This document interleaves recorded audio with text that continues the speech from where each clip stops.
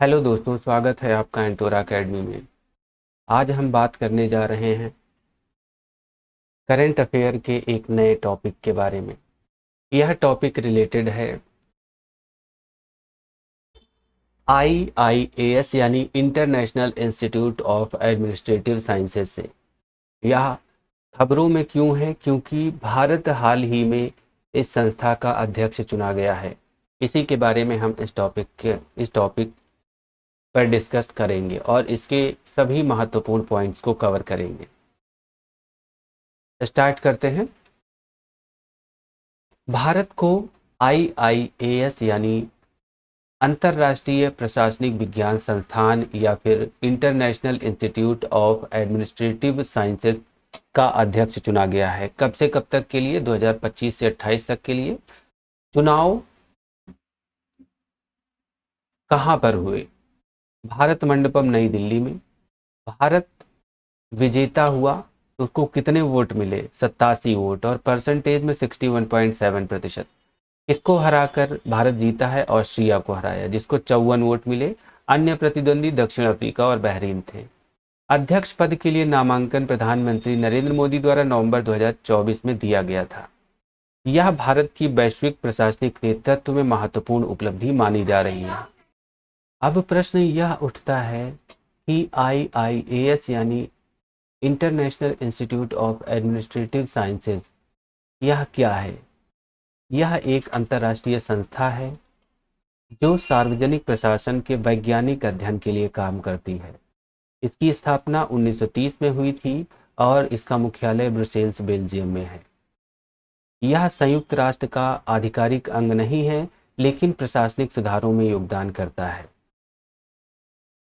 इसके सदस्य देश कितने हैं? 31। शोध केंद्र इसके 15 हैं। प्रमुख सदस्य देशों में भारत, जापान, चीन, जर्मनी, दक्षिण अफ्रीका, सऊदी अरब, कोरिया और स्पेन तथा कतर आदि हैं। और अब जान लेते हैं भारत की इस संस्था में भूमिका और इस पद तक पहुंचने की यात्रा के बारे में। IIAS की सदस्यता भारत ने 1998 में ली और भारत की ओर से DARPG यानी administrative reforms and public grievances department की ओर से प्रतिनिधित्व करता है भारत।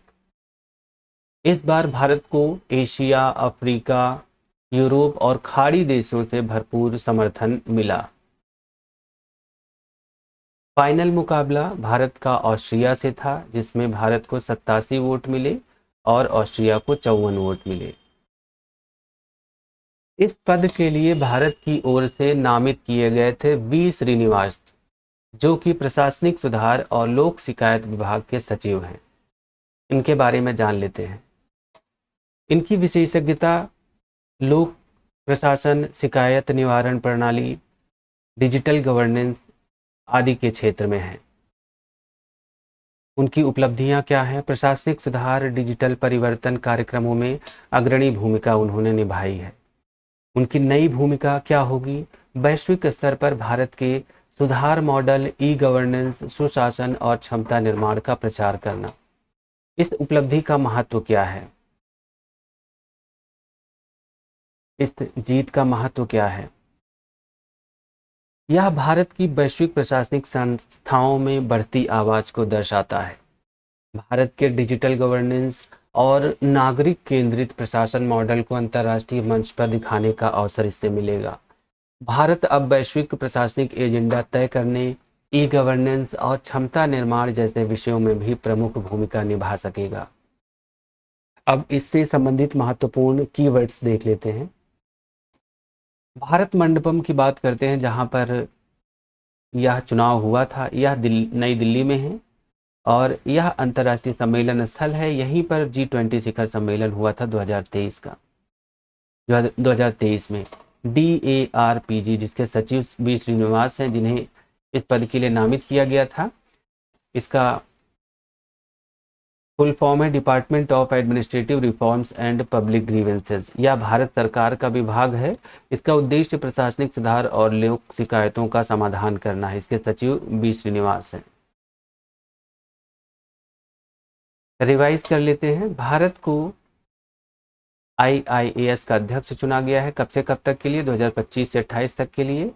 वी श्रीनिवास भारत के DARPG सचिव हैं और भारत को इसमें 87 वोट मिले। ऑस्ट्रिया को हराया उसने। भारत मंडपम में चुनाव हुआ। मुख्यालय ब्रुसेल्स बेल्जियम में है। यह भारत की वैश्विक प्रशासनिक भूमिका में बढ़ोतरी दर्शाता है। यह थे इस टॉपिक से संबंधित सभी महत्वपूर्ण फैक्ट्स जो हमारे लिए जानना बहुत आवश्यक था। Thank you. मिलते हैं नेक्स्ट वीडियो में।